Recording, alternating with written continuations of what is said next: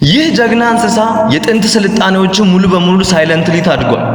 አንዳንድ እንስሳት ሰዎችን በግልጽ ሲያገለግሉ፣ አንዳንዶቹ ግን በድብቅ ያገለግሉ ነበር።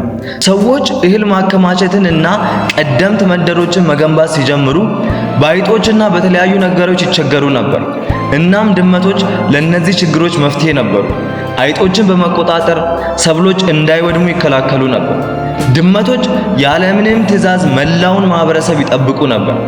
ድመቶች የቀድሞ ስልጣኔዎች የምግባቸውን ደህንነት በመጠበቅ እህላቸውን በነፃነት እንዲያከማቹ የበኩላቸውን አስተዋጽኦ ሲያበረክቱ ነበር። ብዙ ሕዝብ እንዲያስተዳድሩና ያለማቋረጥ ከመንቀሳቀስ ይልቅ በአንድ ቦታ ስታብል ሆነው እንዲኖሩ አድርገዋል። ይህን ለማድረግ ምንም አይነት ስልጠና ወይም ትዕዛዝ አያስፈልጋቸውም ነበር። በተፈጥሮ በብቃትና በድብቅ ያከናውኑ ነበር። በድመቶች ምክንያት ጥንታዊ ከተሞች በሕይወት ቆይተዋል። የምግብ ዋስትና ከብዙ ነገሮች ተጠብቋል። ድመቶች ያለምንም ትኩረትና ሪዋርድ ሰዎችን በዚህ መልኩ ያግዛሉ። አንዳንድ ጀግኖች ድምፅ ሳያሰሙ ታሪክን ይቀይራሉ።